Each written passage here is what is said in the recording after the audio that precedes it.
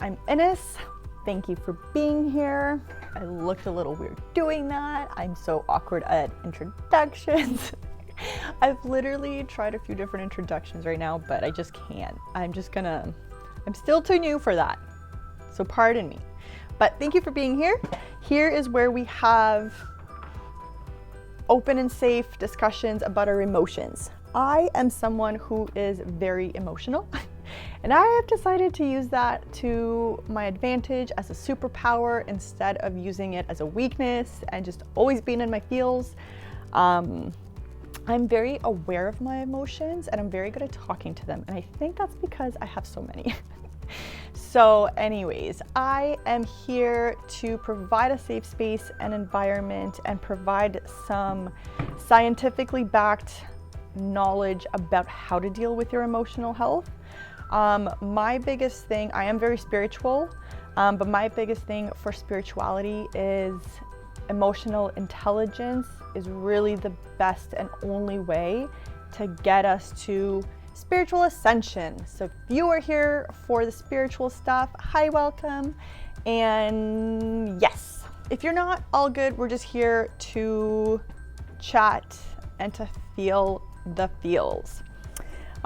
So with saying that, today's episode is going to be about meditation and grounding. I do have my notes right here, so if I'm looking down, that's why. Okay, so today I wanted to talk about meditation and grounding, what meditation really is. Don't expect too much right away. And then you can move and think while meditating. Yes, I know. Okay, so I have really weird ways of meditating. I'm a very antsy person, and I have to meditate to get that energy out of my system. So emotions are energy in motion. It's the easiest way to look at it. I don't want to get too technical, but the way I picture emotions, I kind of attach a color to the energy. And that allows me to kind of see which one is flowing, which one I'm stuck on, which one I need to work on. And it's kind of, here's the Virgo in me, it helps me organize my feelings and my thoughts. You can make it work however, but this is just a way for me to be able to think about my emotions without stressing too much about them. Okay, so basically, don't expect too much right away. I feel like I constantly hear the same thing. To meditate because I just can't shut my brain off. You're not supposed to shut your brain off. Meditation is more so about mindfulness. It's about learning to be still, mindful, more aware of your thoughts, of your emotions. And meditation is really just allowing that flow, that process occur. And that process is quite literally processing your emotions. And when you process your emotions, you're able to let them go. When you don't process your emotions, that's kind of what causes that anxiety, that panic inside of you, that heaviness. Not all anxiety is the same, not all panic attacks are the same, but this is more so in regards to that overwhelm of emotions. And meditation is about allowing thoughts, allowing the emotions to exist, acknowledging them, asking them questions, talking to them, and then letting them go. If you are somebody like me who gets very, very antsy, I have a few tricks. Obviously, use this at your discretion. If you have any issues, talk to your doctor. But I like to use some weights. Sometimes I'll sit there with weights and I'll just kind of concentrate on the weight that I'm holding. I'll concentrate on, the weight of my hands. Sometimes I'll just move it up and down. But what this allows me to do is get rid of the active voice, the one that's kind of trying to control the thoughts, and that active voice will concentrate on the movement that I'm making. Sometimes I also like stretching. Sometimes I also journal, and that allows me to ground. But basically, sorry if they're being a bit loud.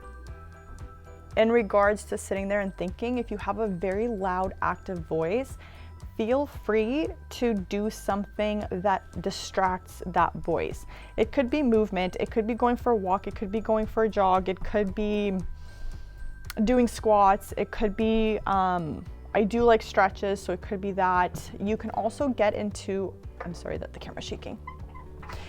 You can also get into a meditative position and then kind of move your core around and move your arms around and basically allow that active voice, the voice that's trying to control the thoughts, allow it to have a distraction.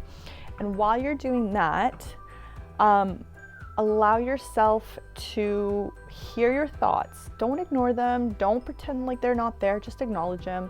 Just say, hey, what's up? What's your deal? Why still here? Why won't you go? And if you're somebody who has very heavy emotions, whether it's through like PTSD or deep inner child or anything like that, make sure that you're aware that processing some of these emotions will require a therapist. So please be open. Some of these emotions are really hard to get through ourselves, especially when you're doing something like heavy inner child trauma, or you're doing some sort of like shadow work or anything like that. It can be very heavy to do on your own. So I highly suggest having a therapist, somebody you can go to. And if you can't afford a therapist, start journaling. Start journaling. That's like the best option to not being able to afford one. I will say though, there is a lot of affordable options that are constantly coming out, so never stop looking. I will leave some links in the description. There's a lot of online virtual options as well, so yay! But on saying that, don't expect too much from meditation. Feel free to move, feel free to think, allow just the processing to happen. Okay, so what I like to do, get into a comfortable position, seated, lying down, whatever you need. You're probably gonna be here for anywhere from 15 plus minutes. I would do at least 15 to 20 minutes, but obviously it depends on your schedule. What you want to do is just sit there, take a deep breath, feel your diaphragm go up and down. There's a lot of breath work YouTube as well. Basically, the way I look at emotions is energy in motion. And sometimes what happens is we lose that flow and we allow our energies to get stagnant. And the three main places where that stagnancy can happen, maybe four, crown chakra, heart chakra, sacral chakra, and the root chakra. Those are the ones that I experience the most. So you can also start paying attention to where you hold a lot of your tension, where you have a lot of like those attacks, a lot of those, like the engulf of emotions, where does it happen in your body? And then start having movement concentrated on there. I am going to post another video that shows what this looks like by doing a couple different examples, but I'm still doing more research on meditation for you guys, because not everybody's going to be able to do or want to do what I'm doing. So I just want to let you guys have some options. My gosh, I can't talk today. When you let this energy go, when you don't hold on to it, that's kind of where you ground the root chakra. When that flow of energy, so like this is you sitting here, when that flow of energy goes from the crown all the way down the system to the root chakra, then it gets let go and then it goes back up this way. And if you are somebody who thinks mental first, then that's how you can kind of do the process. I also sometimes like to flip the script and start with the root chakra and go up towards my thoughts, and then allow my crown to kind of take over.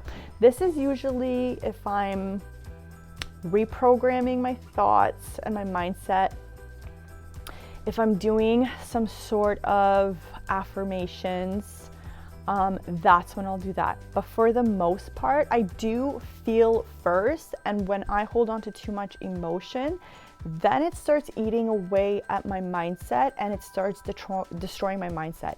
It's almost like if I don't let go of this emotion, this like energy ball of emotion, then it starts kind of attacking me from the inside out, and then it starts hitting my mental.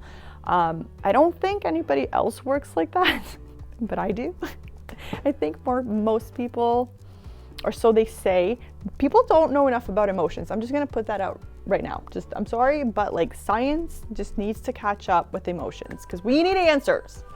But anyways, I definitely start with emotions first, and that's why I like to feel my emotions and then kind of either process them mentally or let them go through the roots. So either flow, this is kind of where I start. This is my main concentration area, my heart, my sacral chakra, and I just realized that looked really weird, and I'm sorry. And anyways, that's all I wanted to talk about for today. If you guys have any questions whatsoever, let me know. If anybody's ever shy to leave comments, definitely feel free to leave me DMs on Instagram or email, especially if it's weird stuff about emotions, because I get it. Emotions are just like, I mean, science doesn't even know what emotions are. So like, it's okay that you don't either. Don't worry. And yes, okay. I love you guys and have a cheery day. And if you ever feel super off and anxious, just dance. Just put on your favorite throwback music, whatever makes you happy, your inner child happy, and just dance the pain away. And feel free to feel. Always feel free to feel. Okay, I love you. Bye. I do want to mention that if you are on the spiritual journey, planetary systems and other people's energies, if you are somebody who is a light worker, psychic, you feel other people's energies, especially if you feel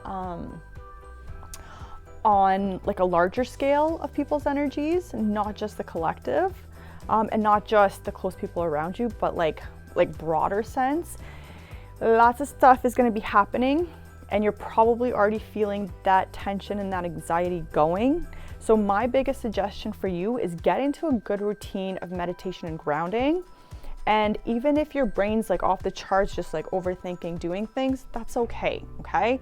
But if you're somebody who does feel other people's energies and the energies just around you, I highly, highly, highly suggest you get into the routine of grounding now, because we're all ascending, the world is changing on a spiritual level, we're feeling more than ever before, and this is where you kind of want to set into your emotions so that they don't end up catching up on you later on, okay? Yes, so for all of my empaths, light workers, all you guys, DMs, emails, everything's always open. Feel free to ask the weirdest questions ever. And yes, okay, I love you guys.